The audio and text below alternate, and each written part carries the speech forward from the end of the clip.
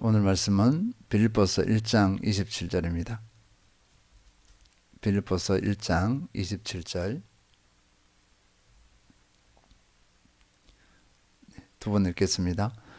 오직 너희는 그리스도의 복음에 합당하게 생활하라. 이는 내가 너희에게 가보나 떠나 있으나 너희가 한 마음으로 서서 한 뜻으로 복음의 신앙을 위하여 협력하는 것과 오직 너희는 그리스도의 복음에 합당하게 생활하라. 이는 내가 너희에게 가보나 떠나 있으나 너희가 한 마음으로 서서 한 뜻으로 복음의 신앙을 위하여 협력하는 것과. 사도 바울은 빌립보서 1장에서 이제 문안 인사를 합니다. 인사를 하고 흔히 빌립보 성도들을 격려하고, 그리고 자신이 감옥에 갇힌 그 의미, 그냥 감옥에 갇힌 것에 대해서 부정적으로 생각할 수 있는데, 부정적인 생각이 아니라 하나님의 뜻과 계획 가운데 있다는 분명한 의미, 뜻을 빌립보 성도들에게 피력합니다. 그러면서 오늘 9절부터는 빌립보서 1장 27절부터는 이제 빌립보 성도들을 향한 권면을 합니다. 이제 본론 부분이라 볼 수 있겠습니다. 그래서 이 무엇을 권면하는가, 이것을 하나하나 살펴보도록 하겠습니다. 오늘은 우리에게 아주 중요한 단어가 있습니다. 이 단어가 뭐냐면 이 부분을 살펴보는데요. 오직 너희는 그리스도의 복음에 합당하게 생활하라. 참 표현이 이렇게 거침이 없습니다. 이렇게 평이하게 들리는데, 구체적으로 이 내용을 확인해 보면 만만하지 않은 내용이에요. 복음에 합당하게 생활하라. 다른 말로 말하면 복음을 믿는 사람답게, 복음은 기쁜 소식입니다. 복음의 기쁜 소식을 믿는 사람답게 생활하라. 이런 의미입니다. 여기서 믿는 사람, 복음에 합당하게, 그래서 복음에 합당하게 생활하라 했을 때, 원어적으로 보면요, 믿는 사람답게는 시민으로서의 의무를 다하다, 이런 원리입니다. 시민입니다. 시민으로서의 의무를 다하다, 이런 말씀인데, 그러면 여기서 시민은 어떤 시민을 의미하는가, 이것입니다. 일반적으로 시민 그러면 특권이 있고 의무가 있는데, 여기서 시민이 어떤 시민인가? 빌립보서 3장 20절 보면요, 그러나 우리의 시민권은 하늘에 있는지라 거기로부터 구원하는 자 곧 주 예수 그리스도를 기다리노니. 우리의 시민권은 하늘에 있는지라 했습니다. 그래서 믿는 사람의 소속, 그 시민권은 이 땅의 시민권자이기도 하지만 하늘의 시민권자입니다. 하나님 나라 시민권자라 볼 수 있겠습니다. 그러면 사도 바울이 여기서 시민권자답게 하라는 것은 이 땅에서 시민권자도 시민권자이지만 하나님 나라의 시민권자로서 합당하게 생활하라. 하늘나라 시민권자답게 행하라. 이렇게 명령한 것이라 볼 수 있겠습니다. 하나님 나라 시민권자라 하면 하나님 나라에 걸맞는 그 특권이 있을 거예요. 그리고 의무가 있습니다. 지금 여기서 시민자로서 삶을 살라는 것은 특권적인 의미가 아닙니다. 의무적인 것이라 볼 수 있겠어요. 하늘나라의 시민권자면 시민권자다운 구별된 삶의 특징이 있다는 것입니다. 세상 사람들과 똑같으면, 믿지 않는 세상 사람들과 똑같으면 구별됨이 없잖아요. 사도 바울이 빌립보 성도들에게 권면하는 것은 하늘나라 시민권자다운 구별된 삶이 나타나야 된다, 이것을 권면하고 있습니다. 왜 그러냐면요, 이 빌립보 교회의 이 상황을 보시기 바랍니다. 자주 말씀드리지만 복음이 전무한 땅에 복음이 들어갔어요. 그러면 그곳에 무엇이 있냐면 이교도들이 있습니다. 다양한 종교들이 있죠. 그리고 교회 갔으면 항상 따라다니는 것이 뭐냐면 교회의 진리를 깨트리려는 다양한 무슨 주의, 율법주의가 있을 수도 있고요. 또 반도덕주의가 있을 수도 있고 진리를 깨뜨리는 여러 세력들이 있기 마련이에요. 늘 따라다닙니다. 그런 상황, 그러니까 빌립보 교회는 정글에서 야수들이 득실거리는 정글에서 살아남아야 되는 것과 같은 그런 상황이라고 볼 수 있어요.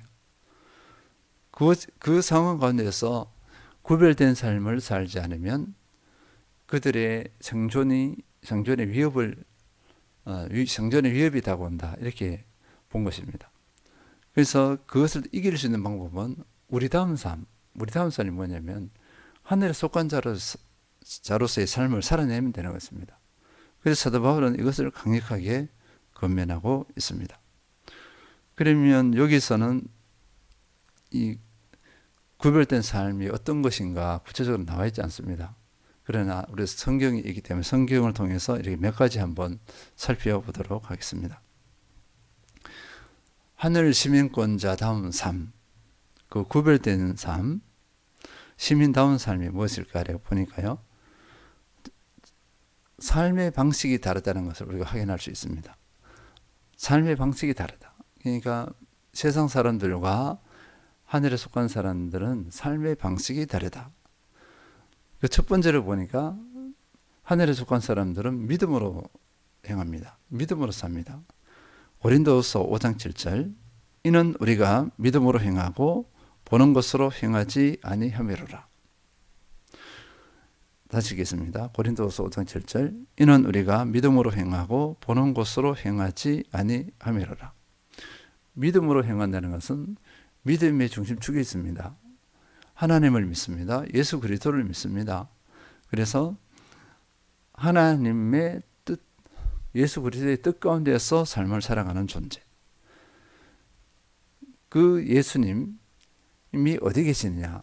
우리는 믿음을 통해서 예수 그리스도를 내 마음에 모셔드렸습니다. 그래서 믿음으로 행하는 표현의 가장 독특한 특징 중에 하나는 뭐냐면 예수님이 내 안에 들어오셨어요. 우리 믿음의 사람은 내 안에 들어오신 예수님을 어떻게 대우하느냐 이거예요. 그 관계성입니다. 예수님이 믿는 사람의 주인이 되는 것. 이것이 구별된 삶의 가장 큰 특징 중에 하나입니다. 우리는 내 안에 계신 예수님을 주인으로 삼고 순종해 나가는 삶이에요. 그런데 믿지 않는 사람들은 어떻게 하죠? 자기가 주인이잖아요. 자기가 대장입니다. 여기서 가장 큰 차이점이 난다고 볼 수 있습니다. 이 방향 자체가 다릅니다. 주님이 나의 주인이 되어서 또 주님을 주인으로 인정하면서 주님의 뜻을 따라 순종해 나가는 삶. 이건 내 삶이 아니라 주님의 삶이에요. 이것이 그리스도인의 가장 큰 특징이라 볼 수 있겠습니다. 하늘에 속한 자의 가장 큰 특징. 두 번째는요. 예수 그리스도가 주인된 삶을 살아가는 하늘에 속한 사람들은요. 예수님이 주인이기 때문에 예수님의 속성이 나타나요. 예수님의 속성, 하나님의 속성이 뭐냐니까 거룩입니다. 거룩. 사람은 거룩할 수가 없어요. 어둠입니다. 어둠. 부패한 속성을 가진 것이 사람이에요. 벗어날 수 없습니다. 베드로전서 1장 15절에서 16절 오직 너희를 부르신 거룩한 이처럼 너희도 모든 행실에 거룩한 자가 되라. 기록되었을 때 내가 거룩하니 너희도 거룩할지어다 하셨느니라. 거룩입니다. 오직 너희를 부르신 거룩한 이처럼 너희도 모든 행실에 거룩한 자가 되라. 이 거룩이라는 단어가 참으로 포괄적이에요. 여기서 거룩이 뭐다 이렇게 나누는 것은 이 시간이 아니잖아요. 그러니까 구체적으로 거룩에 관련된 그 성경 구절을 한번 찾아보면 될 것 같습니다. 어쨌거나 하나님께서는 우리로 하나님의 예수님의 그 속성이 나타나기를 원하세요. 이것이 거룩입니다. 거룩할지어다 이렇게 명령한 거예요. 그 대표적인 예가 갈라디아서 5장 22에서 23절입니다. 오직 성령의 열매는 사랑과 희락과 화평과 오래 참음과 자비와 양성과 충성과 온유와 절제니 이 같은 것을 금지할 법이 없느니라. 이 성령의 열매입니다. 이 성령의 열매는 사람에게서 난 것이 아니라 예수 그리스도의 성품이에요. 속성입니다.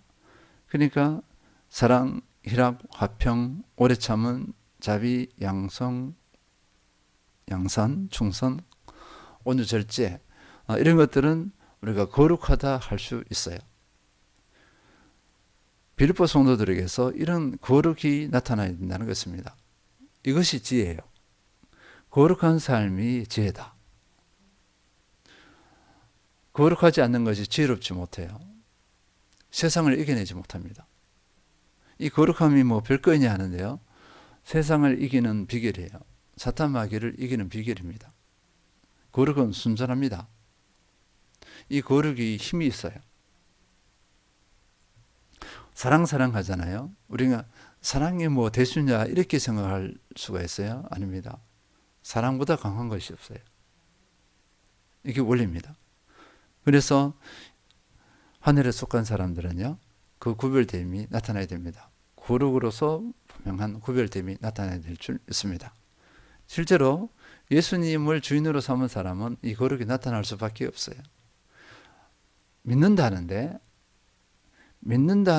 거룩이 나타나지 않는다는 것은 예수님이 주인되지 않는 것입니다. 거룩이 나타나지 않는다는 것은 사람의 죄악된 속성, 부패한 속성이 나타난다는 거예요. 그러면 내가 대장이 된 겁니다. 내가 주인이 되기 때문에 그런 부패한 속성이 나타난다는 것입니다. 이제 또 살펴보면요. 하늘에 속한 사람은 우선순위가 다릅니다. 삶의 우선순위입니다. 마태복음 6장 33절 그런즉 너희는 먼저 그의 나라와 그의 의를 구하라. 그리하면 이 모든 것을 너희에게 다하시리라. 지금까지 말씀드린 이 성경 구절들 모르는 분들이 없어요. 너무나 잘 압니다. 그러니까 암송한 구절을 드릴 거예요. 그런데 삶으로 실천해내느냐 이것은 다릅니다. 여기서 이제 그리스도인 다음, 믿는 자 다음이 갈립버립니다. 그리스도인답냐, 복음을 믿는 사람답냐 아니냐, 여기서 갈린다고 볼 수 있어요. 이 말씀대로 살아내느냐 아니냐가 구별됨입니다. 차이가 나타난다고 볼 수 있겠어요. 그런즉 너희는 먼저 그의 나라와 그의 의를 구하라. 하늘에 속한 사람들은 하나님의 나라와 의를 구하는 것이 우선이에요. 삶의 질서가 이렇게 잡힙니다. 이 땅에서 삶에 다른 것은 하나님께서 그저 주세요. 하나님께서 다 책임지고 있는 것입니다. 우리가 그것을 막 추구하지 않아도 돼요. 하나님께서 주시는 겁니다. 먼저 하나님 나라와 그 의를 구하게 되면 이 삶이 가장 가치 있는 삶이 돼요. 이 땅에서 사명을 다하는 그 삶이 되어집니다. 이 땅의 삶을 사는 동안에 하나님 나라와 의를 구하는 삶을 살지 못했다. 그러면 이 땅에서 이 땅에 생명을 주신 그 사명에 실패한 것이나 마찬가지예요. 일반적으로 먹고 생활하는 것은 믿지 않는 사람이나 마찬가지입니다. 그러라고 우리에게 거룩한 생명을 주신 것이 아닙니다. 믿음을 주신 것이 아니에요. 믿는 사람은 삶의 우선순위가 분명히 다릅니다. 세상과는 다릅니다. 이것이 구별됨이라고 볼 수 있어요. 이런 것이 나타나야 된다는 것이에요. 나타나지 않으면 구별됨이 어디 있느냐 이거예요. 머리를 아는 것이 아닙니다. 삶으로 실제로 나타나야 된다. 그리고 우리가 또 확인해야 될 것은요. 가치관입니다. 가치관. 이 영적 전쟁은 가치관의 싸움입니다. 이 세상의 가치를 두느냐 아니면 하늘나라의 가치를 두느냐 이것이 삶으로 다 나타날 수밖에 없어요. 이것이 구별된 삶 중에 하나입니다. 요한일서 2장 15절에서 16절 이 세상이나 세상에 있는 것들을 사랑하지 말라. 누구든지 세상을 사랑하면 아버지의 사랑이 그 안에 있지 아니하니. 이렇게 있습니다. 이 세상이나 세상에 있는 것들을 사랑하지 말라. 누가 이렇게 하지 말라는 거죠? 하늘에 속한 사람이요. 믿음의 사람입니다. 믿음의 사람은 이 세상이나 세상에 있는 것들을 사랑해서는 안 된다. 이렇게 분명히 못을 받고 있습니다. 이 세상이나 세상에 있는 것들은요, 이 가치, 어떤 가치관이냐면 소유 가치입니다. 소유 가치. 이 세상에 있는 것을 더 많이 가지는 거예요. 거기에 가치를 뒀기 때문에 그 모든 목표 방향성은 이 땅입니다. 이 땅이 모든 것이 되어버립니다. 그런데 이 땅에 가치관을 두지 않는 사람은 어떻게 되냐면요, 하늘의 것에 가치를 둔 사람들은, 또 그리스도의 가치관을 가진 사람들은 어떻게 하냐면 이 땅의 것이 목적이 아니에요.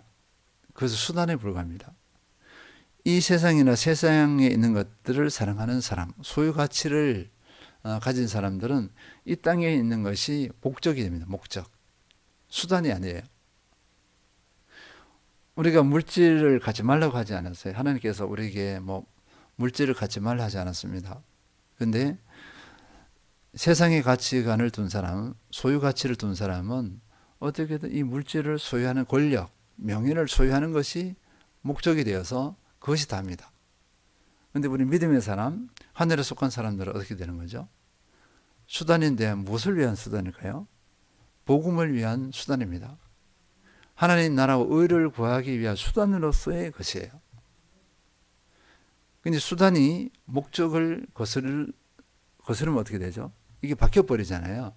그래서 우리 그리스도인들은 이 세상이나 세상에 있는 것들을 사랑하는 것, 소유 가치가 전도되면 안 됩니다.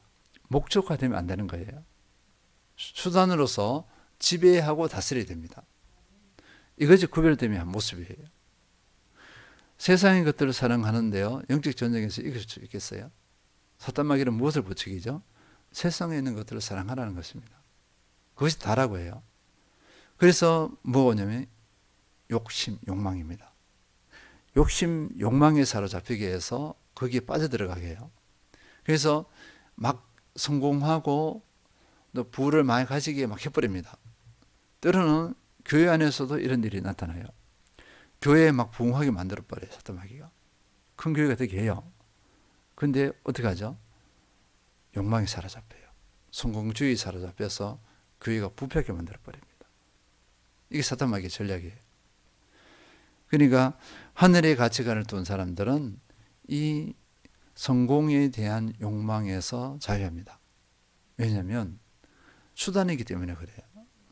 수단은 목적이 위배되면 그 수단을 버려야 됩니다. 수단은 목적을 앞설 수가 없어요. 목적이 따라오는 거예요. 목적에 맞춰서 사용되어야 되는 것이 수단이에요. 그래서 세상에 있는 것들은 생명을 살리기 위한 도구로서, 수단으로서 지배를 해야 됩니다. 이것이 하늘에 속한 사람, 하늘 시민권자들의 가치관이에요. 그러면 믿는 사람다움이 나타납니다. 지금까지 나눈 것은 여러 예 중에 하나에 불과해요. 몇 가지밖에 안 됩니다. 실제로 성경 전체가 이런 원리를 다 가르쳐 주고 있어요. 그래서 오늘 몇 가지 이것만 삶에 잘 실천해 보세요. 삶이 정말 안정될 겁니다. 질서가 잡혀 있을 거예요. 거룩하고 구별됨이 분명히 나타날 것입니다. 우리는 믿는 사람다움이 나타나야 될 줄 믿습니다. 누가 알까요? 세상이 알아요. 우리 주변의 사람들이 너무나 잘합니다. 구별됨이 나타나서 그 구별됨이 복음의 거룩한 도구가 되어야 될 줄 믿습니다. 승리하시는 모든 성도님들 되시길 축원드립니다.